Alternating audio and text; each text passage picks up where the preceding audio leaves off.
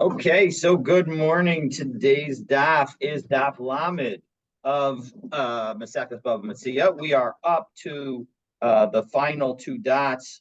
No, not quite the final two dots. Two dots, one about 12 lines up. Let me share my screen and we will get really started. So here we go.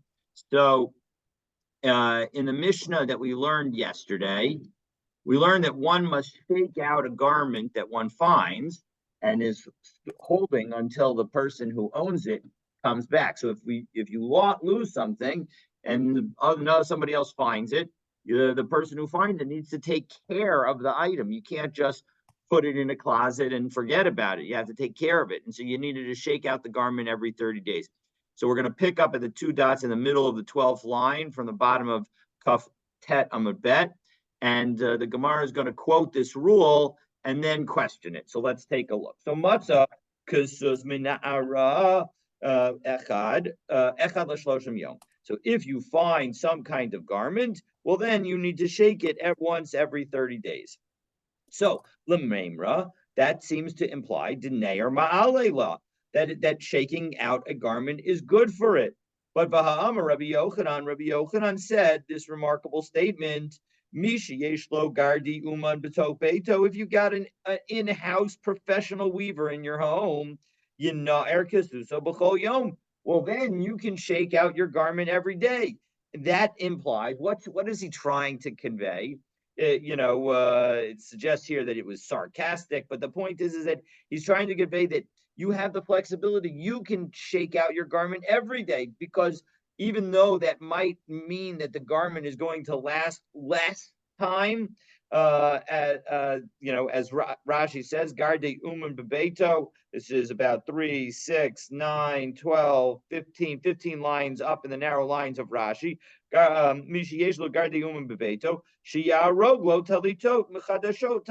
He's able to sew for him, weave for him new talitot on a regular basis. So as a result, that's why it's okay if his current talis wears out, he'll get a new one very soon.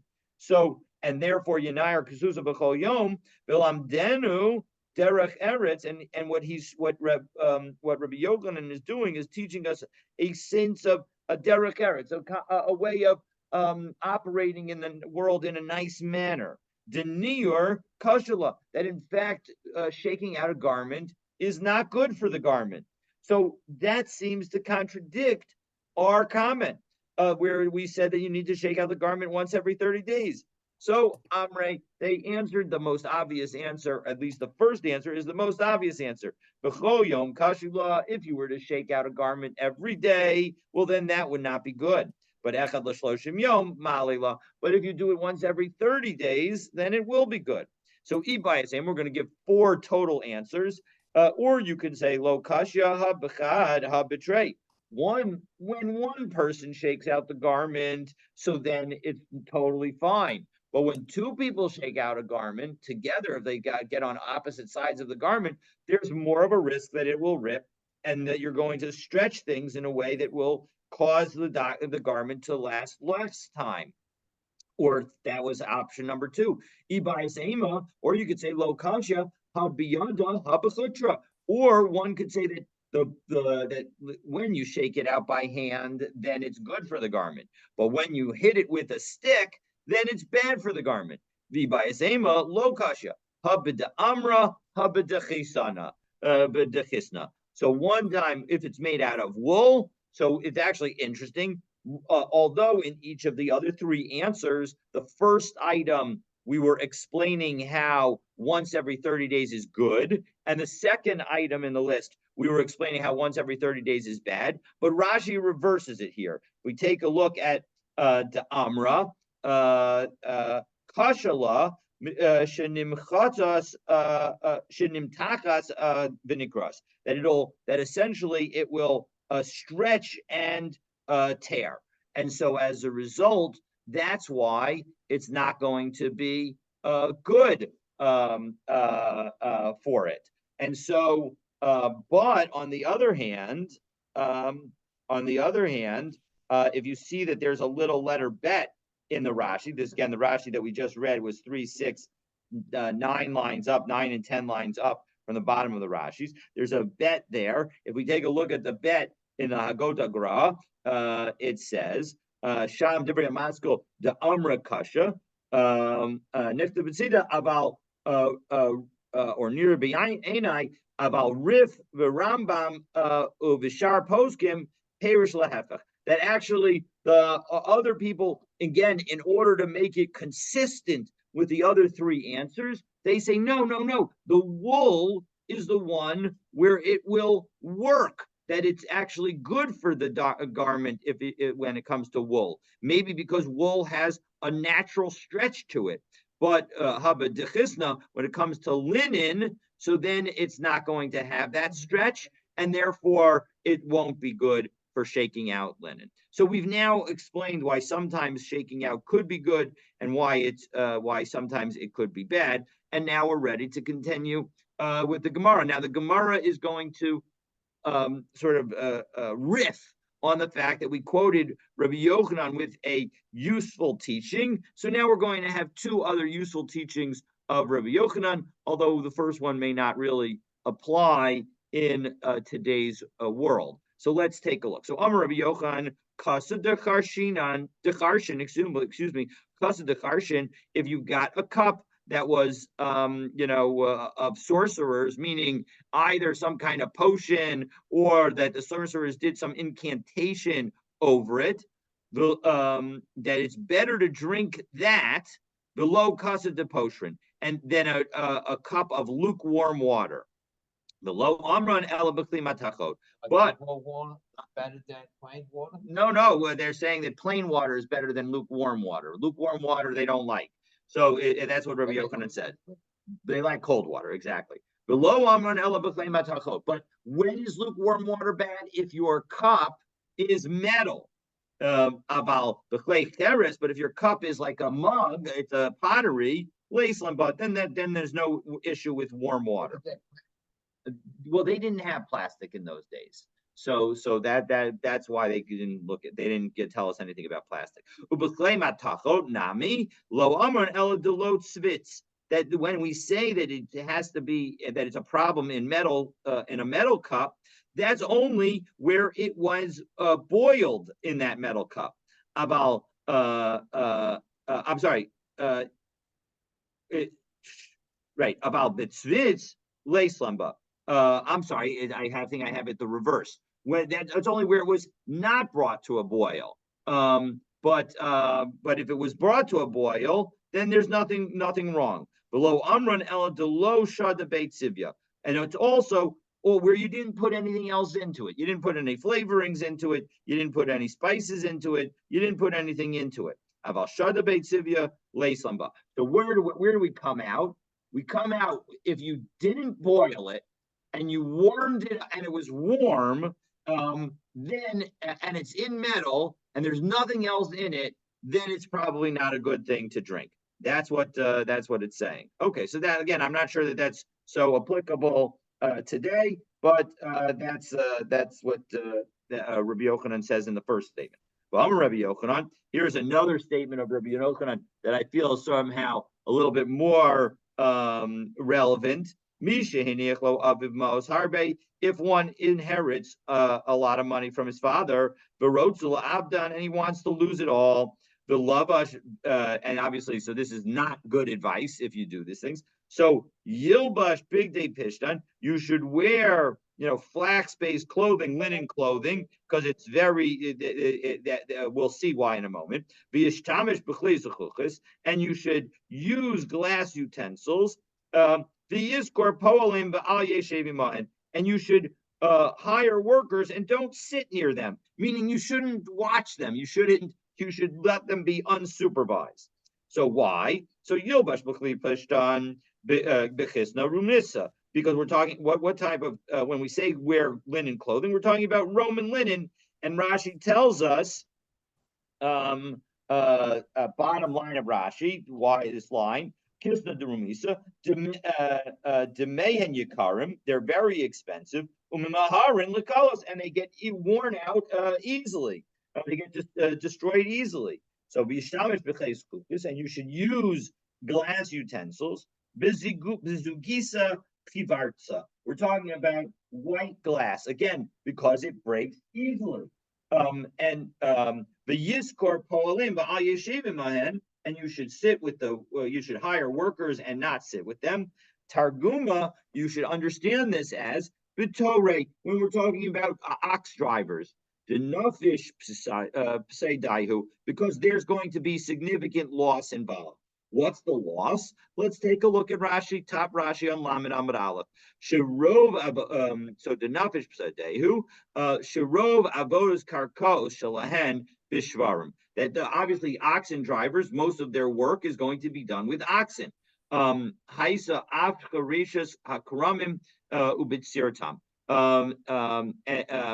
And so it was, and whether it's plowing or harvesting, manhigim klei hamacharisha ba'agala, they would, whether at the beginning or the end, they would have the oxen drag along their klei macharisha, their plowing equipment, bein shorot hakerim, between the lines of the vineyard, im habotrim, and then the people who were harvesting, they would stand behind it.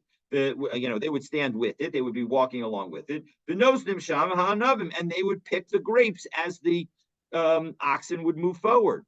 Lefikach im ein habalim aleihem.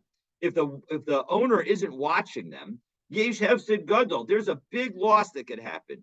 She'ein derech ha'poem lachus ala kerem, because then what are the oxen drivers there for? They're there to just make sure that everything that it goes through the vineyard and that as much gets pulled down as possible. But they aren't going to care about whether you destroy the roots of the vines. They're going to only care that they pass through the vines so that you can that the pickers could pick all of the grapes.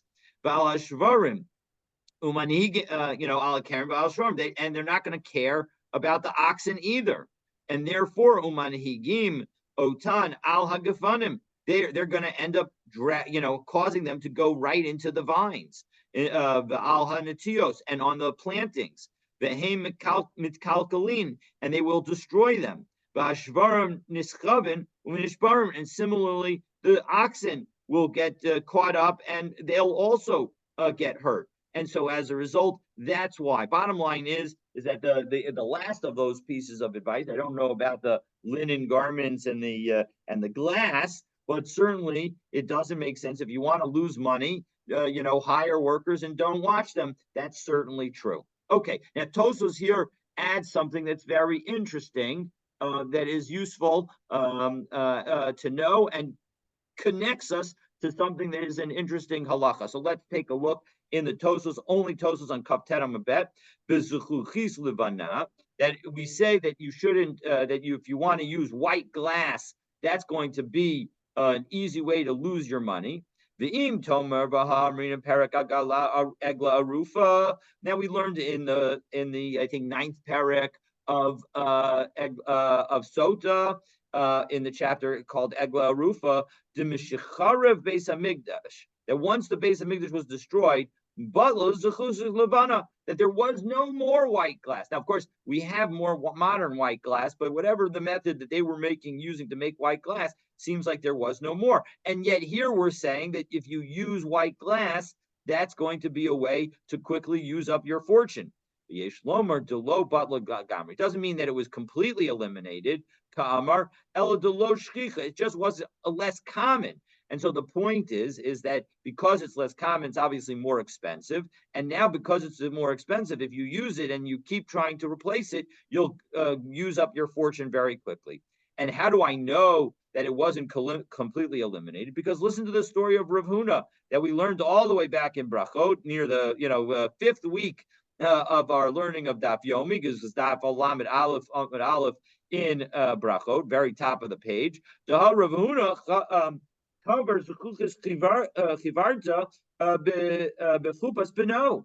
Rav Huna, and actually it was Rav Ashi, that did it. There's or maybe there's another girsa over there, but the girsa that I've got shows that it's Rav Ashi who did this. He broke the white glass at the chuppah of his son in order to highlight that they shouldn't be too happy in the aftermath of the destruction of the base of Migdash.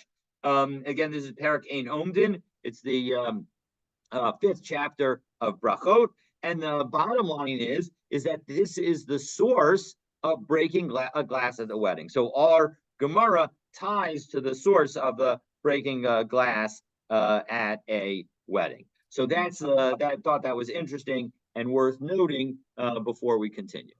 Okay. So now the Mishnah noted that one must spread out the garment for its own benefit, but one must not do so for one's own honor. So the Gemara is going to wonder about what happens if you've got something that has dual purposes, that you're doing it for both reasons. So right? You should spread it out for its own purposes in order to keep it in good condition, but you don't do it for your own honor. You don't to respect yourself. What happens if you do both? Do we say that it's considered okay or not?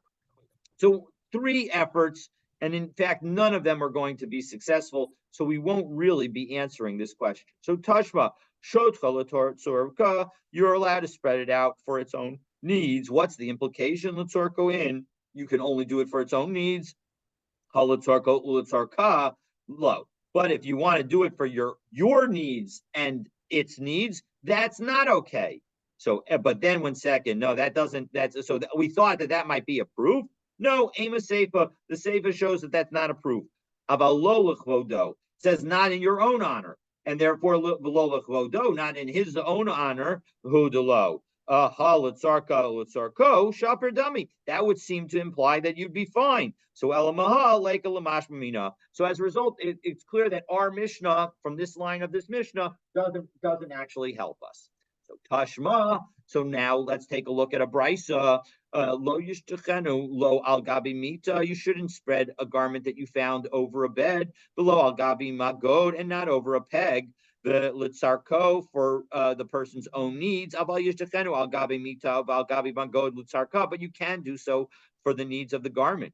Nizdamnu lo archim. But if you invite guests, lo yishtachenu lo al gabi mita below al gabi magod. Ben litzarka. But if you are having guests, you shouldn't spread it out over a peg or a bed.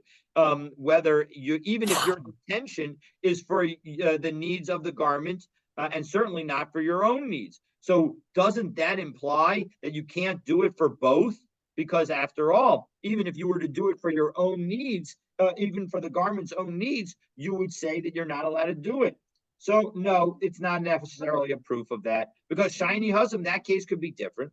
Demikla kalila, because in fact you end up ruining the item. How do you end up ruining the item? Imishum ena, either because of the eye, meaning that somebody's going to see that you have such a nice garment and they're going to be jealous and it's going to cause ayin hara. Omishum ganave, or because people are going to see it and now they're going to try and steal it. So either way, it doesn't necessarily, that brisa is not definitive proof that you should not, that you can't do it for both purposes. So Tashma, Hechnisa Larivka, let's say now we're going to deal with a case that involves an egla arufa. An egla arufa, which is the calf that gets its back broken based on the fact that we don't know who killed somebody. So we bring the egla rufa to a stream and kill it. And it has to be a calf that has never done any work. So let's take a look and see what the story is. So you bring the calf into a special harness in order to, with other cows, the dasha, and the purpose of doing so is so that it can nurse from its mother. So vidasha, and it ends up threshing some grain because it walked over the grain. Sheira, that the calf is still able to be an egla rufa. The work doesn't count. The tadush, however, if in fact you put it in there in order to do some of the threshing. You did it in order to both nurse and to thresh. Well, then psula, now because your intention was to have it do work, so now it's no longer fit to be an egla rufa. V'hahacha. Now, what about in our case? And that seems to indicate that you did it both for both purposes, and now it's puzzle. So doesn't that show that doing something both for the garment and for yourself is prohibited? This action is both for itself and for the needs of the owner. The Gatani Psula, and yet we say that it's puzzle. So again, that case could be different. Shiny Hasam to Amar Kra Asher Lo Ubadba. The Egla Rufa has to be something that has not done work. So Mikom Makom, wherever the work was done, however the work was done, if it does work, then it's going to be a problem. So that's why if it does the threshing and you intended it to do the threshing, it's going to be problematic. 1 second, if all that matters is whether it did work, afilu reishanami. In the first case, where you did not have, where all your purpose was to have the baby animal nursed from its mother, why is the animal fit? It ended up doing some threshing. So halo damya el haditanan. The point is that we learn the principles in the following Mishnah. The Mishnah in the Para Maseches Para Parak Bet Mishnah Dalet. Shacham aleha of, if a bird happens to land on the calf, kshera. Now this is about paraduma, but the same principle applies to agla rufa. It's going to remain kosher. Allah hazakar. However, if a bull ends up mounting it, meaning it has relations, so it impregnates it, well then psula, then it is going to be puzzle, okay? Because that is work that the cow did in order to that the owner enjoyed, because the owner wants his female cows to become pregnant, so that way they produce milk and they have more cows. So my timer, and what's the reason for this distinction between the bird landing on it and a bull mounting it? Because Rav Papa, it's like Rav Papa taught. The Amar Rav Papa, Iksiv Ubad, the Torah says the following, right? It says, V'haya ha'ir hakrova el halal, that the city that was closest to the dead body, v'lakhu zignei ha'ir ha'i eglas bakar, that you should, the people in that city, the elders of that city should take a calf, asher lo ubad, that has not done work. But the word ubad is written avad. Okay, but now let's see. But the iksiv ubad, if it had been written ubad, ukarinan ubad, if it was written in the passive and actually read in the passive, hava amina, I would have thought afil memela, any kind of work that was done by the calf will become problematic. But iksiv avad, the karinan avad, if it was written avad and pronounced avad, well then hava amina ad avid ba iu, then the owner would have to affirmatively do work. Hashta diksiv avad ukarinan ubad. Now that it's actually written ayin beis dalid, not ayin vav beis dalid, but we read it ayin vav beis dalid of ubad. So then beinan ubad dumya de avad. You need the work that it has done on its own to be similar to the work that an owner would want. So ma avadanichale. So just as the work that the master wants is something that's good for the master, good for the owner, av ubadanichale. Similarly, any work that happens on its own, it needs to be work that the owner actually wanted it to do. Now you may be asking, well, 1 second, what about the case of the baby cow that is nursing and happens to thresh? Doesn't the owner of that cow want that? It's an excellent question. And the point is that we follow.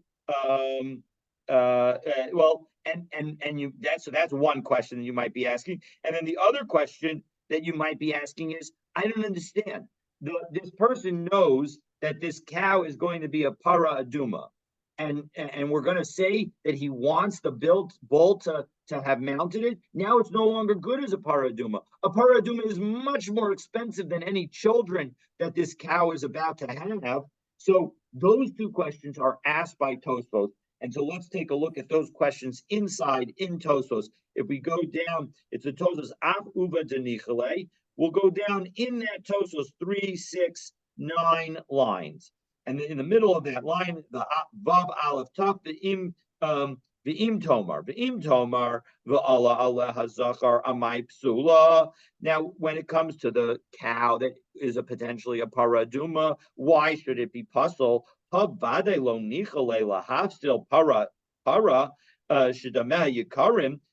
owner definitely doesn't want this cow to be mounted and thereby lose the possibility of selling it as a paraduma, because the paraduma is worth a lot. B'shvil dabar mu'at, for some small benefit. The yesh lomar timhaisuk shera, that if it had been kosher, if it had not affected its kashrus, if its legal status hadn't changed, havanichale, this would have been something that would be good. And therefore it's no longer kosher. So the point is that we don't ask the question about this cow, we ask the question about cows in general. And so as a result, because if you have a cow in general and it gets mounted and thereby potentially pregnant, you are happy about it. So too, we're going to say that you're going to be happy about the cow of the paraduma. Now the second question of Tosu, the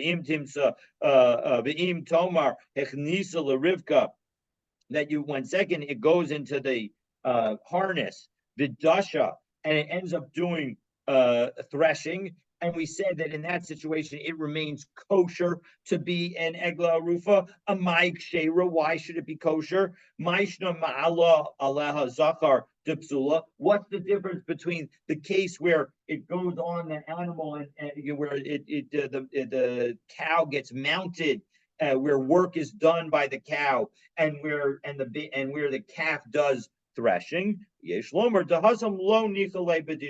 That actually the owner doesn't care about the threshing. That there is no real benefit. That even without this cow there, yes, the little calf participated in the threshing, but it really didn't do any material threshing. And so that's the difference between the cow that's mounted and the calf that does some threshing. Okay, so that helps us out. And now the Gemara quotes the brisa related to the Mishnah's rule that silver and copper utensils should be used for their needs, but not so much as to wear them down. So we're going to first quote that language from our Mishnah. You can use them, but again, then it continues. It says, but not so much that you wear them down. So Tana Rabbanan. Now we're going to give some other rules that relate to this. So hamotzik clay aids, you find some wooden utensils. You need to keep using them so that they don't rot. Anybody who has wooden utensils know that that's true, that you need to have that. They need to be touched and used on a regular basis in order for them to stay in good condition. Clay nechoshes, copper utensils, you can use them even to serve hot dishes because the hot won't hurt them. But don't put them on the fire because that will because that will end up wearing them out. You can use silver in cold, but not in hot, because that will end up blackening them. Magrifos, the cardumos, when it comes to shovels and hatchets, you can only use them on soft items because we don't want to wear out the blade. But not with hard ones. Because again, they're going to damage them. What about gold and glass? Don't even touch them until Eliyahu comes, so that way you know who the owner is. And the same rule that applies to a lost item applies also to an item that was deposited. But the Gemara wonders, 1 second, Pikadom, Maya Vintigabe. What is the person who's watching the deposited item, the item that was put with him to watch? Why does he have to do anything for it? Meaning, as Rashi says, take a look at Rashi 3, 6. We're going from the bottom of Rashi, 9, 12, 15, 16 lines up in Rashi. Maya Vidgabe, Ma lo lehishtamish bo. What right does the watcher have to use it at all? Yavo bala v'yishtamish bo. Let the owner come and use it. So we're going to explain. So Amar of Ada Bar Chama, Amar of Sheshes, the Pikadon Shahalchu Baleim Lemedinas Hayam. We're dealing with a situation where the owners left town and they went overseas. So as a result, they aren't going to be there to make sure that their items stay in good condition. And so as a result, if you are a watcher for something like that, well, then you need to use it in the manner that will ensure it remains in good condition. So now we come to the final topic of our Mishnah, and our final topic was that certain items don't need to be picked up.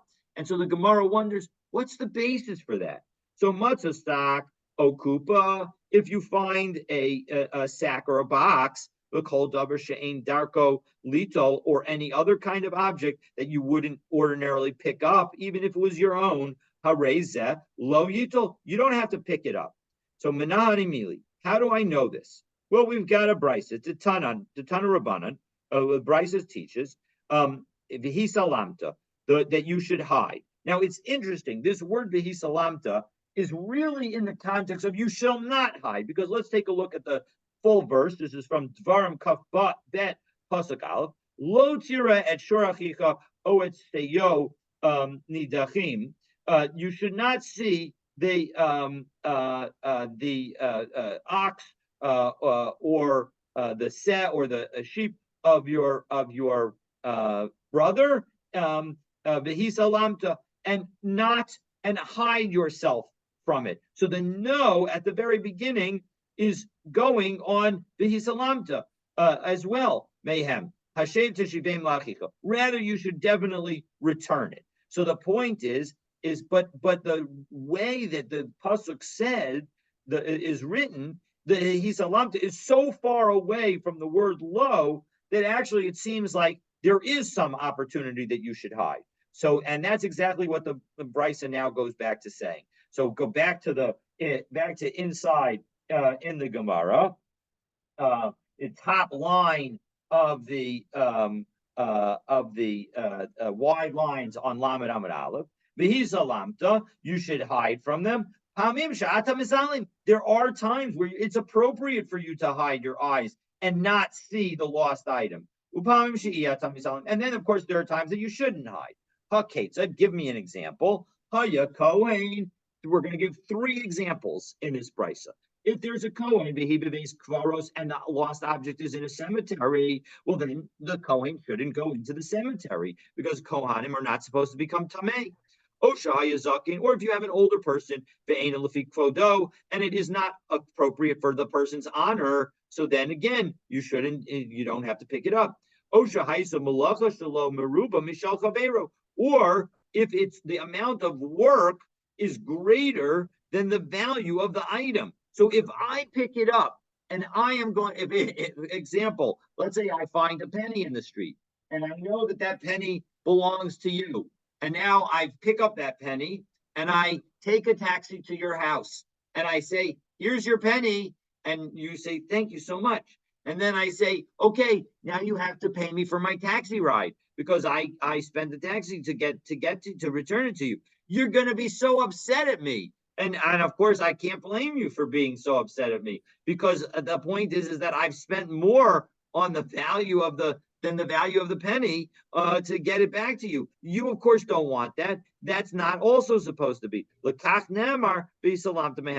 of all these 3 situations, the Torah says you should hide from them. Meaning, again, the point is that sometimes you should hide. So which of these 3 do we need the pasuk for? And surprise, surprise, it's going to be the middle one of the person who's not respectful. But let's see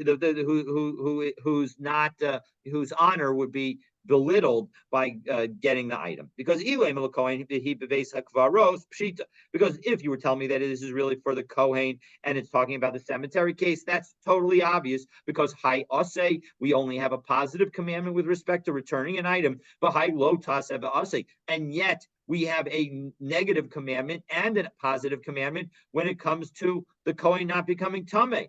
Below Ase, and a positive commandment is not going to come the dache and push off as lo sase ve'ase, both a no negative commandment and a positive commandment. We have a general rule that ase docha lo tase, but not ase docha lo tase ve'ase. Besu, and moreover, lo dachin and isurim mikame mikmona. And we also don't push aside negative commandments based on monetary issues. So as a result, that's clearly not the topic. And Rashi points out, if you're wondering, well, 1 second, isn't there a negative commandment associated with returning an item, namely lo hisalamta, that you shouldn't actually hide your eyes? Hi ase. So Rashi actually deals with that issue. 6 and 7 lines up in the lines of Rashi on Lamed Amud Aleph. Hi ase hashev teshivim. That's the positive commandment of you should return the item. Even though there's also a negative commandment associated with Hashev Tishivim, aim lo tase moil, lidchot et lo tase. A negative commandment is not sufficient to help push off a negative commandment. Elo asehu deka dachile. Only a positive commandment can push it off. So as a result, that's why we don't mention the fact that Hashev Tishivim also comes with a negative commandment. As we taught in Yevamos, Daf Kaf Aleph. So as a result, that is the point. So again, the point is that we don't need it to tell us the case of the Kohen.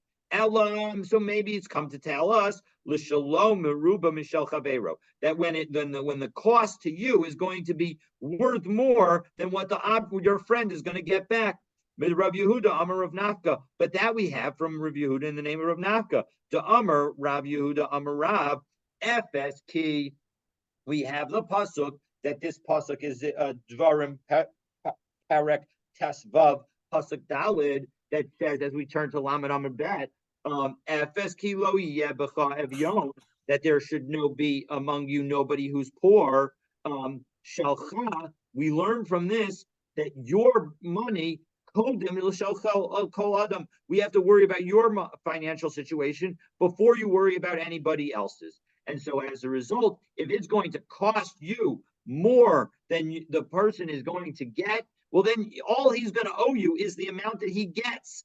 And so as a result, you're going to end up losing, and even to fulfill this mitzvah. That is not what the Torah wants. They don't want you to lose rather than the other person gain. Ella, so therefore, the only one that's left and the only one that we need to use the hisalamta for is zaken ve'eno lefi kvodo. That when it comes to an older person, where it's not within the honor of that person to pick up the item, so then it will be okay.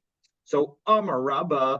Rabbah now qualifies this statement. It's not so simple. Hikisha. What happens if the older person hits the animal in order to get it to go to the owner? He's already, Rashi explains, Hikisha, the person who's it's not within his honor to go and return the item. If he hits it, im Hikisha haka achat, if he hits it one time, lahashiva, in order to try and get the animal to return to the owner.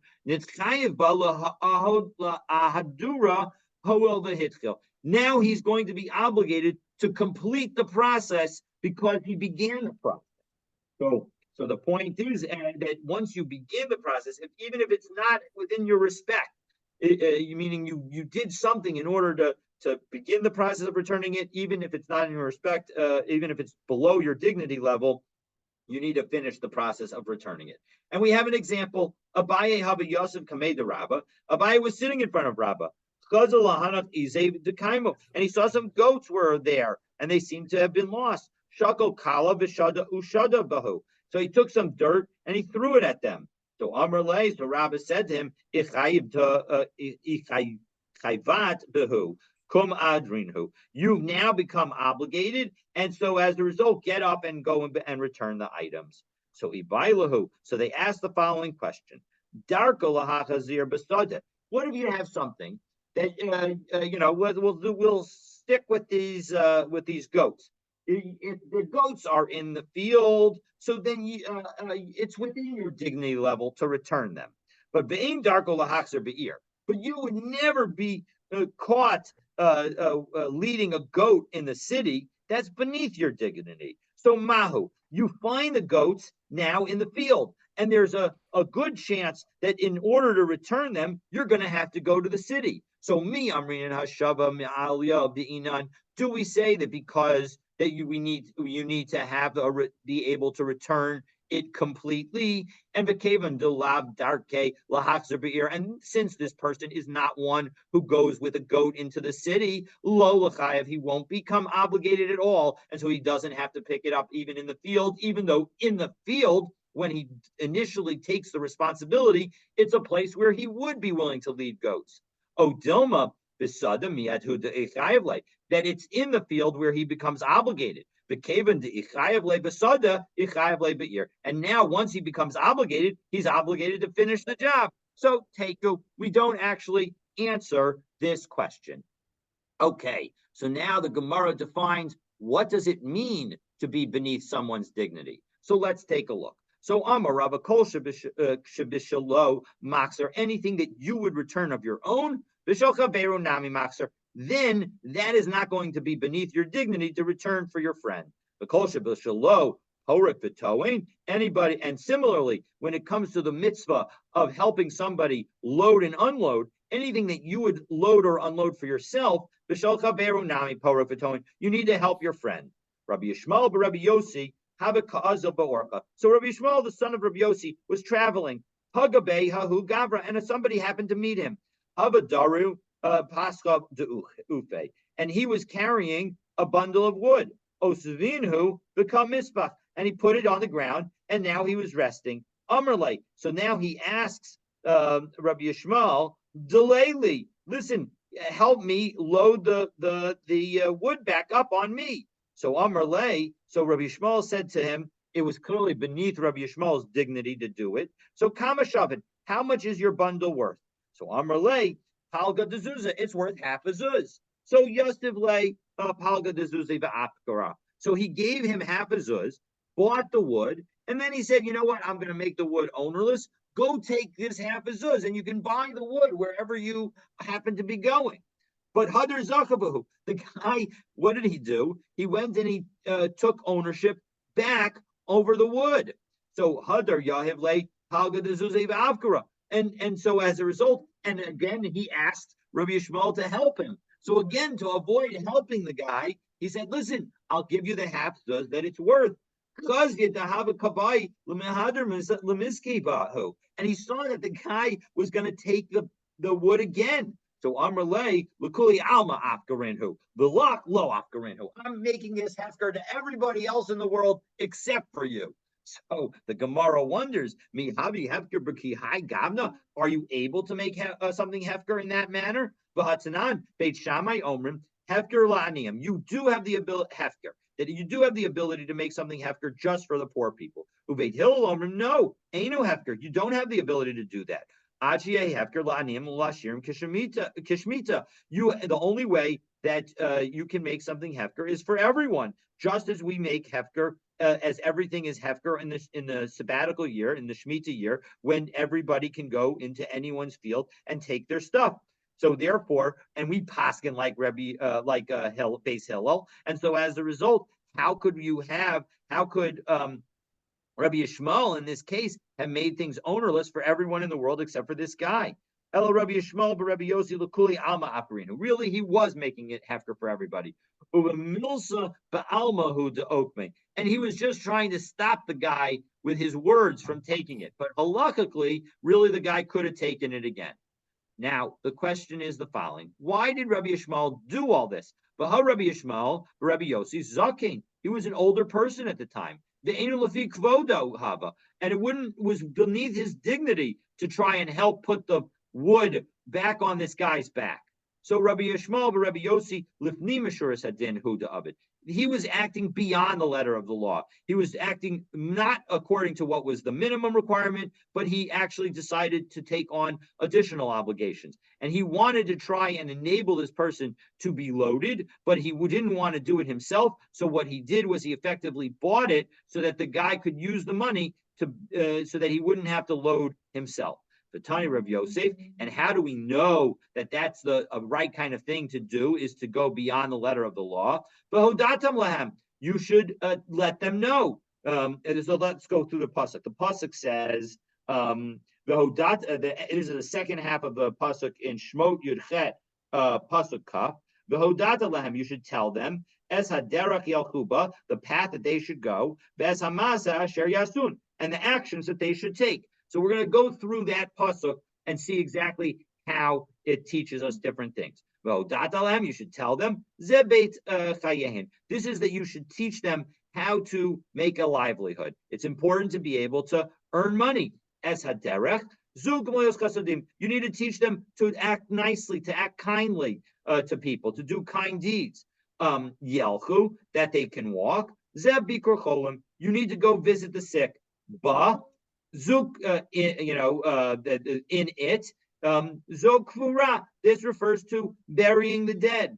Ve'es hamaseh, and you need to tell them the right action. Zehadin, this talks about telling them what the literal law is. Asher ya'asun, and that they should do. Zolifni meshuras hadin. This is going beyond the letter of the law. So we see that that's exactly the concept that was being highlighted. So Amar Mar Yelchu Zeh Bikur Cholim. So 1 second, you said that Yelchu refers to Bikur Cholim, but Hainu Gemilas Chasadim, that's a form of kind deed. So why did you need to tell it separately? So you did need to tell it separately because Lo Nitzrucha Elo Ben Gilo. We needed to tell it for somebody the same age. And this is a very important principle that we see in this Gemara that is a principle that is somewhat misunderstood, but here's the bottom line.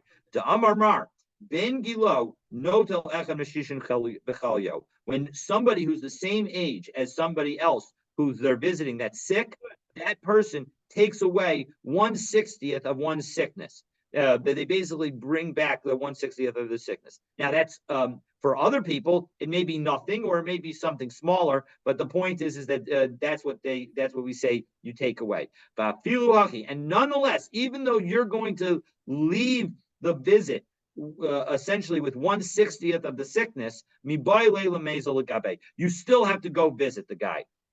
Okay, so that's why we needed to teach that rule. So the point is that they recognized clearly that there was something as contagious, and yet nonetheless they said that you had to visit the person. Now, obviously, we should be careful about contagious things and take the necessary precautions, but that doesn't mean that we are exempt from visiting the person. But now we said that ba meant that zukvura, that referred to burying the dead. But that also is a kind of kind deed. So how do I know that why did it need to teach us that separately? That was taught in order to highlight that even an older person who is beneath their dignity to bury the dead, that person also has to be involved in burying the dead. Asher ya'asun, that they should do. Zo lifni mishuras hadin. That was going beyond the letter of the law. That was the last piece of the brisa. To Amar Rabbi Yochanan, lo charba Yerushalayim. The only reason that Yerushalayim was destroyed was ela al shedanu be badin Torah. It's because everybody acted in decided cases according to the Torah law. 1 second, that seems remarkable.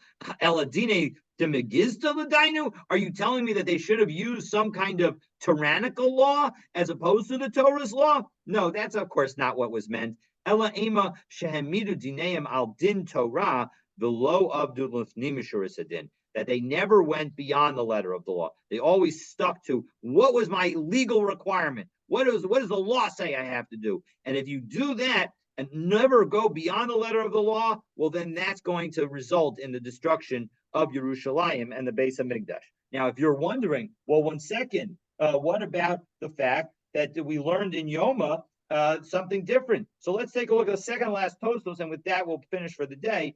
V'im Tomar, to be Yoma, Daf Tedam Abed, Amar Mipnei Sinas Chinam. We learned that it's because of baseless hatred that people, the Beis Hamikdash was destroyed. The Yesh Lomar Dahava Hagarma, that actually both of them caused one another. And I want to add the following, and I'll add this, and with this again, we'll be done for the day. So the point is Hava Hagarma is that if you begin by saying that the only thing that I'm ever going to do for anybody else is only what is limited, is set up by the limits of the law, in the end, you're going to, engage in baseless hatred, because people are going to do that to you, and you're going to be upset about it, and you're going to be like, why are you doing that? It costs you anything to do a little bit more, and yet they're going to stick to the letter of the law. And so as a result, we should be very careful about how we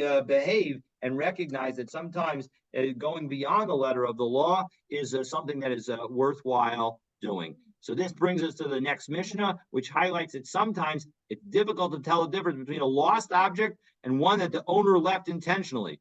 For some guidance on that question, stay tuned to tomorrow's daf. Wish you a Shabbat Shalom, and have a wonderful, wonderful weekend. Look forward to continuing our learning next week. Yes. Well, not at holiday for us.